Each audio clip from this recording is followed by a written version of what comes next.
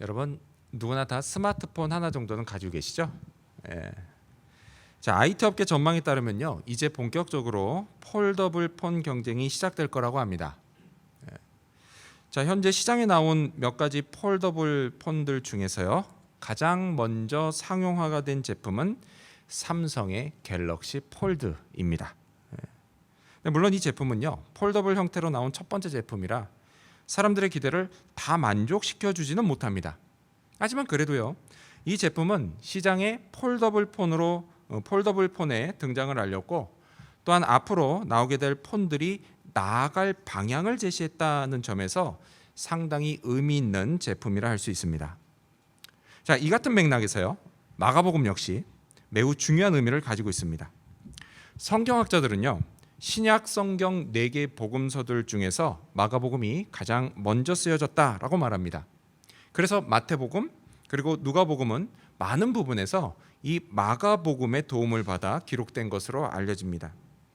자, 이렇듯 복음의 시작을 알리고 또한 다른 복음서 지필에 영향을 미쳤다는 점에서 마가복음은 상당히 의미 있는 복음서다라고 말할 수 있습니다.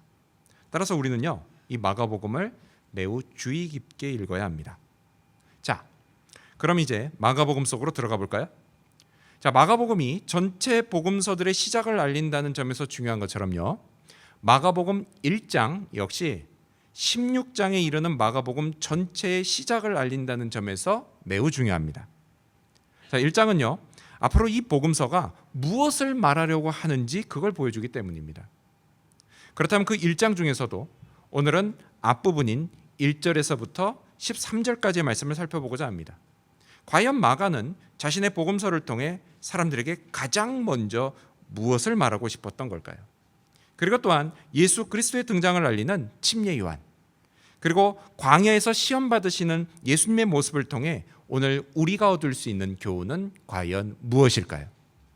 먼저 첫 번째로 마가는 가장 먼저 예수님은 우리에게 복음이시다라는 선언을 합니다.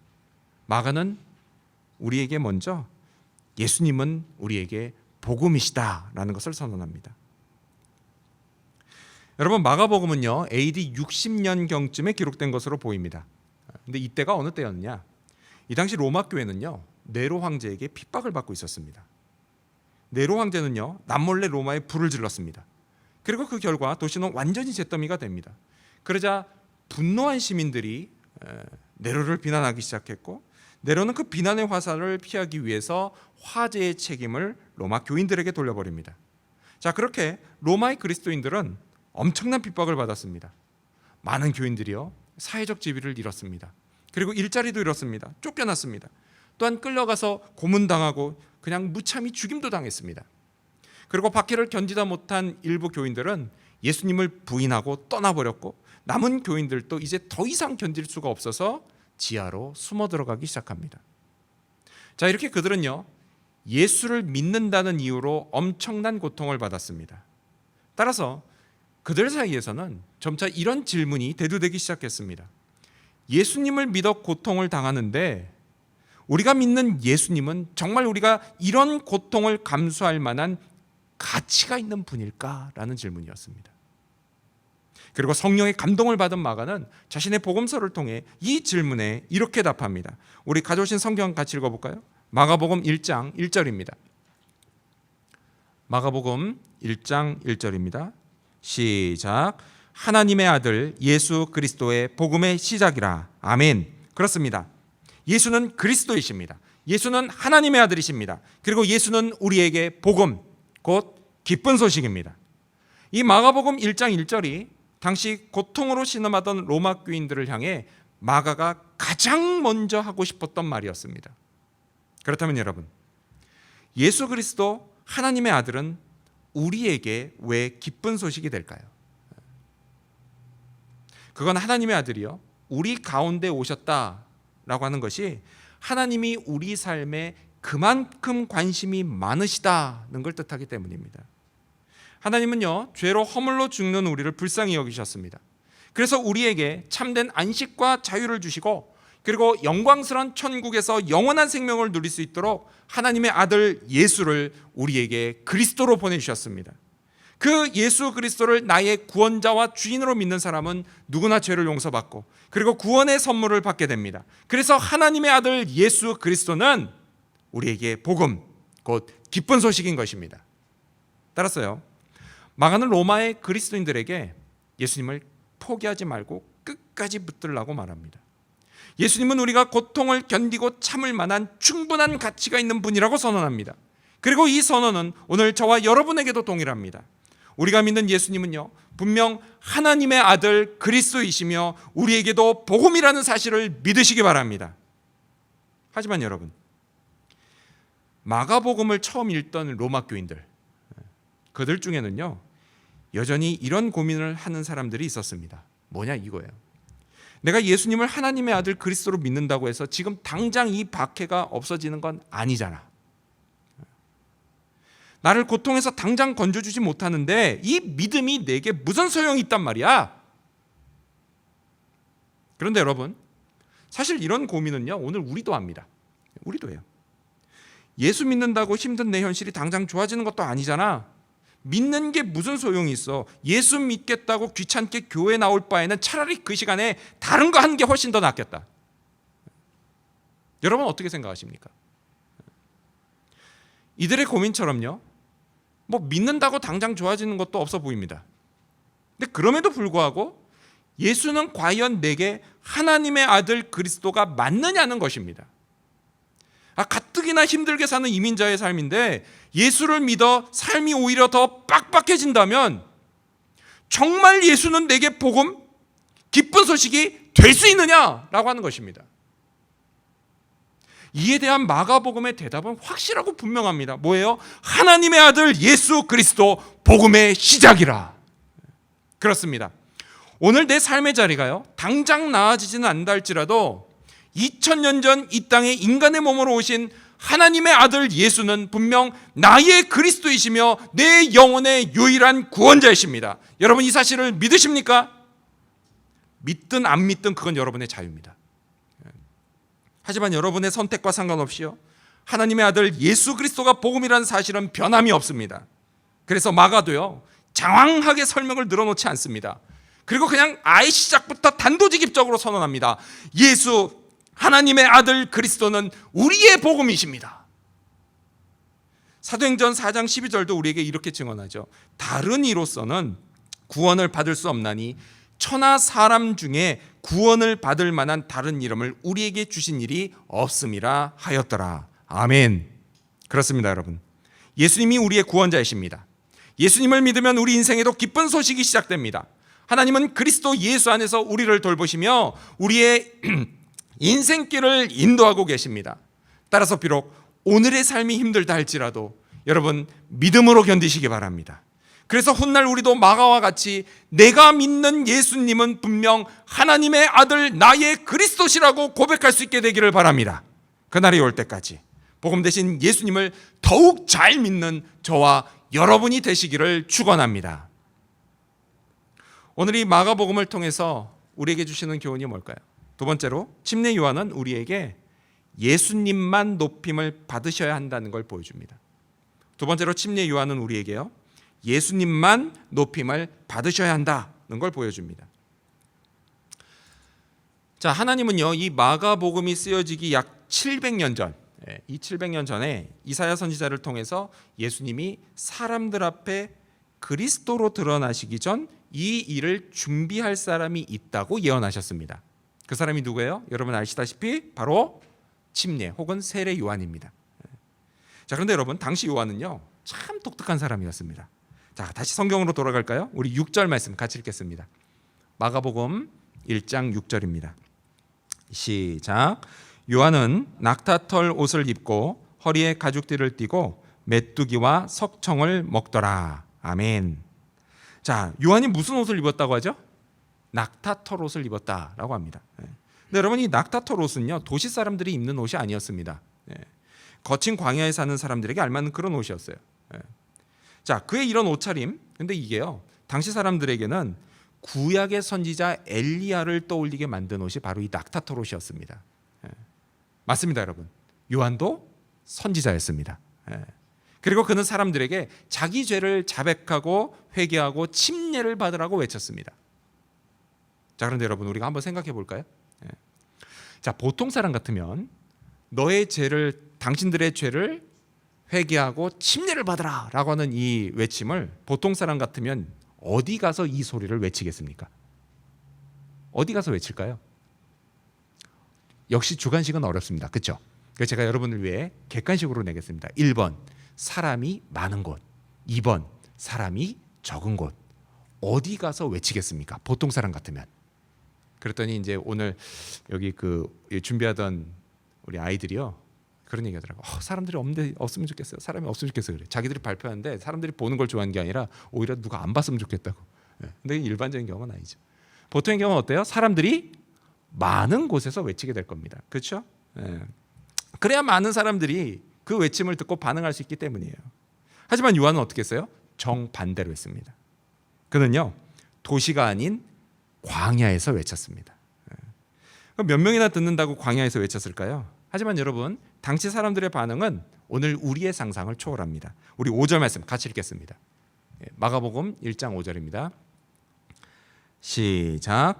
온 유대 지방과 예루살렘 사람이 다 나아가 자기 죄를 자복하고 요단강에서 그에게 침례를 받더라. 아멘. 성경은 뭐라고 증언하죠?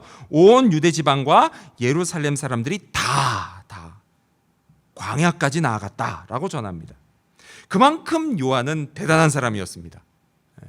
자, 이처럼 자기가 말 한마디 했는데요, 그것도 사람들 별로 없는 곳에서 외쳤는데요, 수많은 사람들이 듣고 따라온다? 그 정도 능력이 있는 사람이라면 나중에 어떤 인물이 될 가능성이 있을까요? 특히 그가 하는 일이요, 하나님과 관련된 일이라면 말이죠. 두 가지 중 하나일 겁니다. 곁길로 새지 않고 바르게 가면 하나님의 종으로 위대한 설교자가 될 수 있을 겁니다. 그렇죠? 하지만 그렇지 않고 곁길로 새면 뭐가 돼요? 여러분 다 아시는 것처럼 사이비, 이단, 교주도 될 수 있습니다. 자, 하나님의 종과 사이비, 이단, 교주, 하늘과 땅 차이입니다. 그렇다면 여러분, 이런 차이는 과연 어디에서 비롯되는 걸까요? 다른 게 아닙니다. 그건 바로 예수님을 대하는 그 사람의 태도에서 비롯됩니다. 우리 7절 말씀 같이 읽겠습니다. 7절 시작. 그가 전파하여 이르되 나보다 능력 많으신 이가 내 뒤에 오시나니 나는 굽혀 그의 신발끈을 풀기도 감당하지 못하겠노라. 자, 요한이 뭐라고 하죠? 곧 등장하실 분은 자기보다 능력이 많으신 분이라고 소개를 합니다. 자, 그런데 그 능력의 차이가 어느 정도냐? 우리 8절 말씀도 같이 읽겠습니다. 8절 시작. 나는 너희에게 물로 침례를 베풀었거니와 그는 너희에게 성령으로 침례를 베푸시리라. 아멘. 요한이 뭐라고 해요? 자기는 단지 물로 침례를 베풀지만 그분은 성령으로 침례를 베푸실 정도다라고 말합니다. 여기서 한 가지 퀴즈. 여러분, 성령은 어떤 분이신가요? 성령은 누구세요?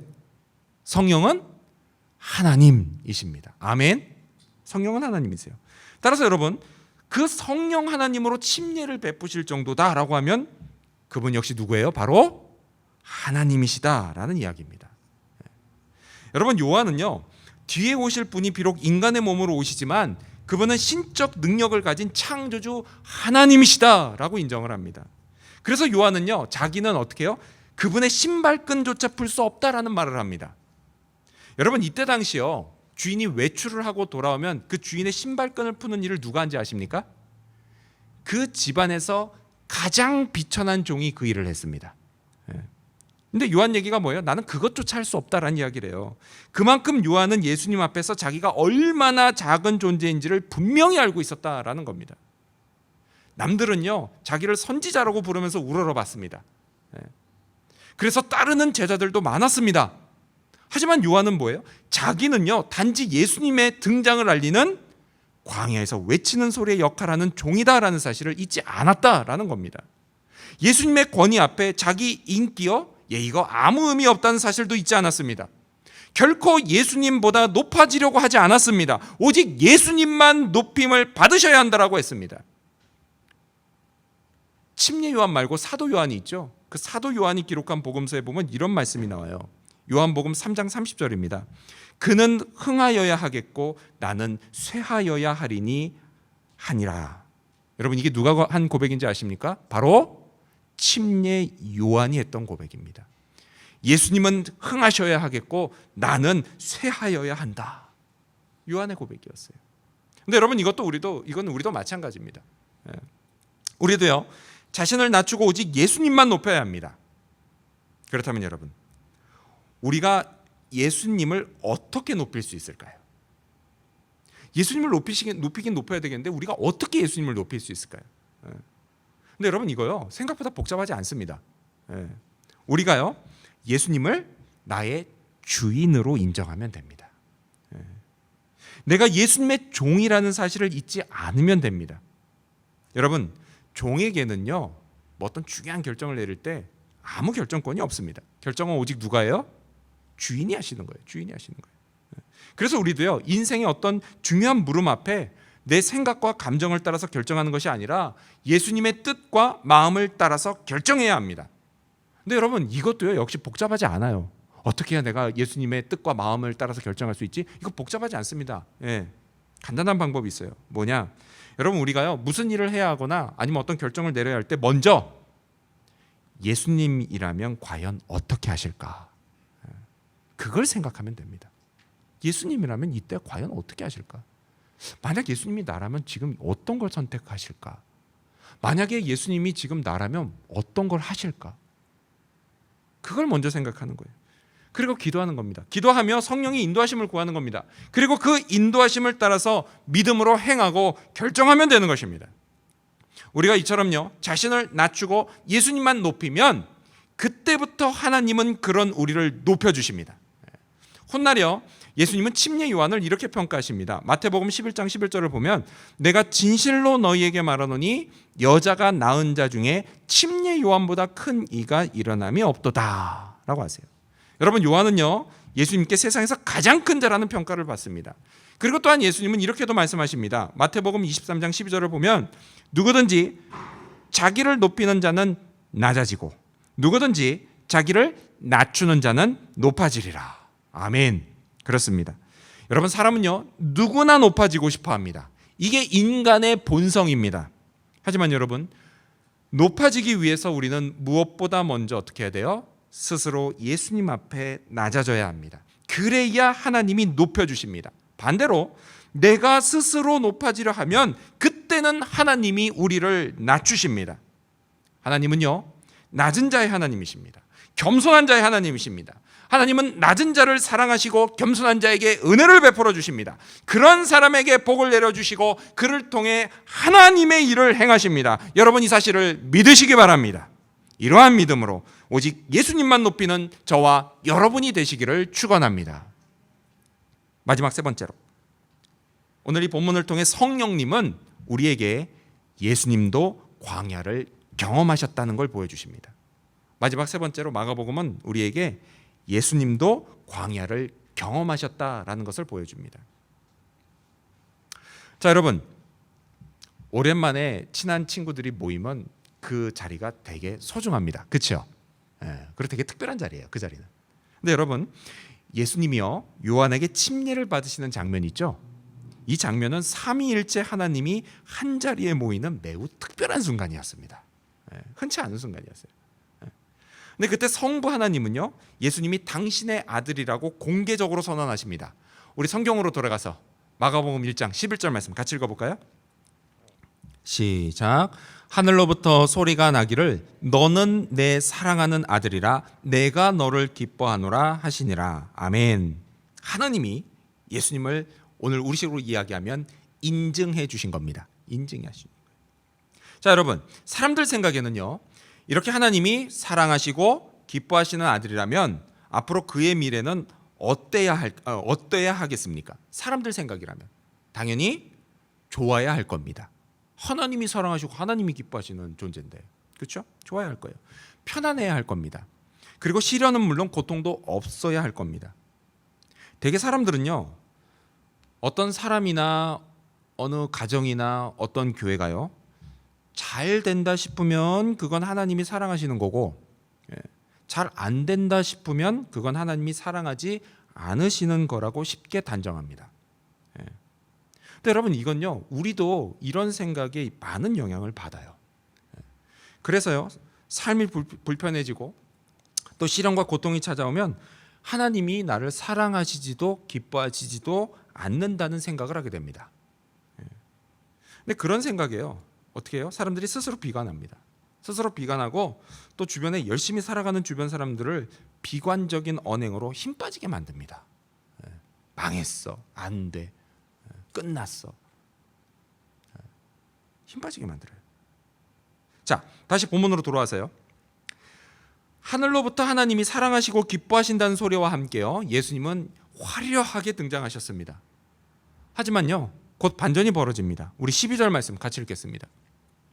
12절 시작. 성령이 곧 예수를 광야로 몰아내신지라. 여러분 성경이 분명히 뭐라고 얘기하죠? 성령이 예수님을 광야로 몰아내셨다라고 이야기합니다. 여러분 몰아낸다는 뜻이 뭐예요? 네. 막 이렇게 밀어버리는 거잖아요. 그렇죠? 여러분 예수님이 광야로 가긴 가야 되는데 가기 싫어서 막 버티니까 성령님이 그냥 확 몰아내버리신 걸까요? 네. 그런 건 아닙니다. 사실 그런 건 아니에요. 이 몰아내다라고 하는 말이 헬라어 원어로는 에크발레이인데요, 사실은 몰아내다보다는 더 가혹한 뜻을 가지고 있어요. 뭐냐? 내 던지다라는 뜻입니다. 내 던지다. 성령께서 예수님을 광야로 내 던지셨다라는 이야기예요. 그만큼 강권적으로 예수님을 광야에 들어가게 하셨다라는 뜻입니다. 누가요? 성령께서요. 성령께서. 그렇다면 여러분 궁금하지 않습니까? 성령은 왜 예수님을 광야에 내던지셨을까요? 근데 이유가 분명합니다. 뭐냐? 예수님에게 광야를 경험시키려고 하셨던 겁니다. 여러분 광야가 어떤 곳이죠? 광야는 먼저 외로운 곳입니다. 마태와 누가복음을 보면요, 예수님은 그곳에서 금식하셨다라는 것을 알 수가 있습니다. 자, 생각해 보세요. 광야에서 40일을 먹지 못하고 견디는 것, 이게 육체적으로 얼마나 힘든 일일까요? 사실 우리는 일주일만 굶어도 곧 죽을 것 같잖아요. 40일을 금식한다는 건 육체적으로 힘든 일이에요. 근데 여러분 광야의 여름은 그것만이 아니었습니다. 자, 우리 13절 말씀도 같이 읽어볼까요? 13절 읽습니다. 시작. 광야에서 40일을 계시면서 사탄에게 시험을 받으시며 들짐승과 함께 계시니 천사들이 수종들더라. 아멘. 또 광야에는 뭐가 있어요? 사탄의 시험도 있었습니다. 예수, 네가 나한테 무릎 꿇으면 배고프고 인기 없는 거, 야, 그거 내가 다 해결해 줄게. 네가 원하는 건 내가 다 해줄게. 이 사탄의 유혹이 끊임없이 계속되는 곳이 바로 광야였습니다. 또 광야에는요, 들짐승도 있었습니다. 그렇죠? 여러분 지금 예수님이 계신 곳이요, 이게 동물농장이 아니에요. 뭐 우리 짐승 그러면 요즘 텔레비에서 이쁘게 나오니까 뭐 개, 고양이 다 이쁘게 나오잖아요. 근데 여러분 여기는 광야예요, 광야. 들짐승입니다. 들짐승. 그 영어 성경 뉴킹 제임스 버전을 보면 이게 비스트라고 번역돼 있어요. 비스트, 야수라고 번역돼 있습니다. 이 들짐승은요 뭐예요? 쥐도 새도 모르게 사람을 찾아와서 목숨을 노리는 야수들이었다라는 거예요. 이렇듯 광야는 어떤 곳이에요? 외롭고 배고프고 유혹이 넘치고 위험천만한 곳이었다라는 겁니다. 그런데 여러분 오늘 우리의 현실도 이 광야와 같지 않습니까? 우리도 참 외롭습니다. 특히요 이민자의 삶은 더 외롭습니다. 함께 웃으며 교제하던 사람들이 하나 둘씩 떠나갑니다. 그런데 외로운 건요 지금 이 순간만이 아니에요. 여러분 우리 인생은요 어느 날 차가운 영안실에 나 홀로 남겨지는 순간으로 끝나게 되어 있습니다. 또한 우리는 배가 고파요. 우리가 잘 먹고 잘 살 때가 있지만요 그게 얼마나 됩니까? 우리는 늘 뭔가 부족함을 느껴요. 또 그걸 채우기 위해서 눈에 불을 켜고 살아갑니다.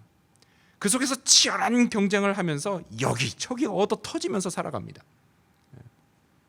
그러다 보니까 사탄의 유혹에요 그냥 곧잘 넘어가요. 곧잘 넘어갑니다. 하나님? 교회? 야 그게 너 밥 먹여주냐? 이렇게 속삭이는 사탄의 유혹에요 우리가 저항 한번 제대로 못하고 그냥 픽픽 넘어갑니다. 또 언제 어디서 무슨 일을 당할지 몰라서요 우리는 늘 불안합니다. 하다 못해서 이제는 코로나 바이러스까지 나타나서 그냥 우리를 공포의 도가니로 몰아넣습니다. 여러분 예수님이 경험하신 광야가 바로 이런 곳이었다라는 거예요. 그렇다면 여러분, 광야는 이렇게 온통 비관적인 것들만 있을까요? 그렇지는 않습니다. 성경은요, 그곳에 수종드는 천사들이 있었다고 말씀합니다. 여러분, 이 천사들은 누가 보낸 천사들이에요? 하나님이 보내신 천사들이에요. 여러분, 하나님은 오늘도 마찬가지세요. 오늘도 우리에게, 이 광야 같은 인생을 살아가는 우리에게 섬기라고 천사들을 보내주신다라는 겁니다. 우리 스크린 보시면서 성경 히브리서 1장 14절 말씀 같이 읽어볼까요? 읽습니다. 시작. 모든 천사들은 섬기는 영으로서 구원받을 상속자들을 위하여 섬기라고 보내심이 아니냐. 아멘. 구원받을 상속자들이 누구예요? 예수를 나의 그리스도와 주인으로 믿는 사람들입니다. 그 사람들을 섬기라고 하나님이 천사들을 보내주신다라고 성경이 증언합니다. 그리고 더 놀라운 건요, 이렇게 천사들뿐이 아니라 죽음을 이기고 부활하신 예수님이 오늘 전능하신 하나님의 능력으로 광야에서 고생하는 우리, 그런 우리를 친히 돌봐주신다라는 사실입니다. 여러분, 예수님이요 직접 광야를 경험하셨기 때문에 광야 같은 세상에서 겪는 우리의 고통과 슬픔과 상처와 눈물을 아십니다. 그리고 그런 우리를 위로하시며 우리에게 힘과 용기를 주신다는 사실입니다. 우리 계속해서 히브리서 2장 18절 말씀도 읽어볼까요? 스크린 보시면서요. 읽습니다. 시작. 그가 시험을 받아 고난을 당하셨은즉 시험 받는 자들을 능히 도우실 수 있느니라. 아멘. 여러분, 이 사실을 믿으시기 바랍니다. 이 믿음으로 오늘 여러분이 처한 삶의 어려움들을 이겨나가시기를 바랍니다. 박해받던 로마 교인들, 이 로마 교인들은요 매일의 삶이 그냥 고난 그 자체였습니다. 이 고난을 이겨내기 위해서요 그들은 마가복음을 읽고 또 읽었습니다. 그리고 예수님이 하나님의 아들 그리스도시라는 믿음을 고백하면서 서로가 서로를 위로하고 격려했습니다. 하지만 여러분, 그 진리를요 있는 그대로 말했다가는 자칫 로마 정부의 발각이 될 수도 있었습니다. 그래서 그들이 어떻게 했는지 아십니까? 그들은 서로를 볼 때마다 그냥 익투스 이렇게 말했습니다. 익투스. 여러분, 익투스가 뭔지 아세요? 이게 물고기라는 뜻을 가진 헬라어입니다. 헬라어 단어예요. 익투스. 근데 동시에요 헬라어 익투스 5글자, 익투스라고 하는 헬라어 이 5글자는요 각각 5개의 단어의 앞글자를 합친 것이기도 했습니다. 바로 이에수스, 크리스토스, 데우, 휘오스, 소테르의 앞글자를 합쳐놓은 거였어요. 그러면 익투스라고 발음이 됩니다. 우리말로 바꾸면 뭐냐? 예수, 그리스도, 하나님의 아들, 구원자였습니다. 그렇습니다. 예수 그리스도는 우리를 구하시려고 이 땅에 오신 하나님의 아들 구원자이십니다. 예수님이 복음이라는 사실을 믿으시기 바랍니다. 이 믿음이 여러분의 삶에서 기쁜 소식을 만들어낼 것입니다.